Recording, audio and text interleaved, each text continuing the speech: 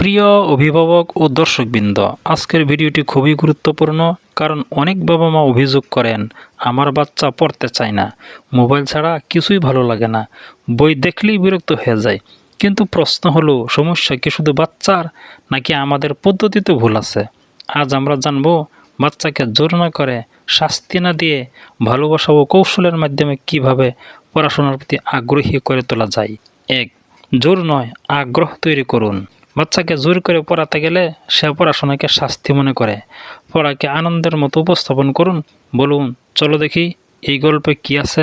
মনে রাখবেন, আগ্রহ থাকলে পরিশ্রম আসে, জোর করলে ঘৃণা আসে। 2. তুলনা করা বন্ধ করুন। ওর ছেলে কত ভালো পড়ে, তুমি কিছুই পারো না।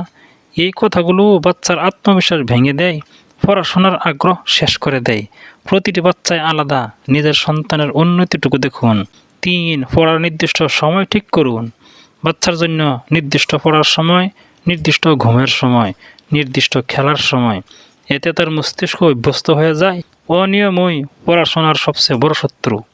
4. মোবাইল নিয়ন্ত্রণ করুন, নিষেধ নয়।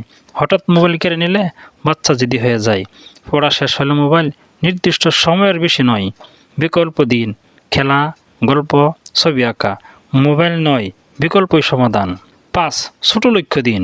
এরকম বলবেন না, আজ সব শেষ করো। এরকম বলেন, এই 5টি প্রশ্ন করো। ছোট লক্ষ্য পূরণ করলে বাচ্চা আনন্দ পায়, আত্মবিশ্বাস বাড়ে, আর সেই আত্মবিশ্বাস হয়ে তাকে পড়ায় টেনে আনে। 6. পড়াশোনাকে খেলায় পরিণত করুন। প্রশ্ন উত্তর খেলুন, শব্দ দিয়ে বাক্য বানান, অঙ্ককে গল্প বানান। বিশেষ করে ছোট বাচ্চাদের জন্য খেলাধুলার মাধ্যমেই শেখানো সবচেয়ে কার্যকর। 7. প্রশংসা করুন, পুরস্কার নয়। ভালো করেছ, তোমার চেষ্টা আমাকে খুশি করেছে।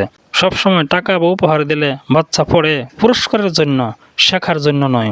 কথার প্রশংসাই সবচেয়ে বড় পুরস্কার। 8. বাবা মা নিজে উদাহরণ হন। আপনি যদি সারাদিন মোবাইলে থাকেন আর বাচ্চাকে বলেন পড়তে, সে কখনো গুরুত্ব দেবে না। নিজে বই পড়ুন, শেখার আগ্রহ দেখান। বাচ্চা কথা কম, কাজ বেশি শেখে। ভুল করলে বকা নয়, বোঝান। ভুল মানেই শেখার সুযোগ। এরকম বলবেন না, এত সহজেও পারো না। এরকম বলেন, চলো আবার করি। ভয় পেলে বাচ্চা পড়া থেকে পালাবে। নিরাপদ পরিবেশে শেখার গতি বাড়ে। 10. মানসিক সাপোর্ট দিন। সবশেষে মনে রাখবেন, শিক্ষা শুধু বই নয়, মানসিক শক্তিরও দরকার। বাচ্চার সাথে কথা বলুন, তার কষ্ট শুনুন। প্রিয় অভিভাবক, বাচ্চা ফুলের মতো জোরে নয়, ভালোবাসা দিয়ে বড় করতে হয়।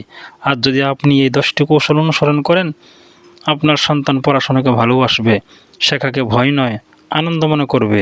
ভিডিওটি উপকারী হলে লাইক করুন, সাবস্ক্রাইব করুন, অন্য অভিভাবকদের সাথে শেয়ার করুন।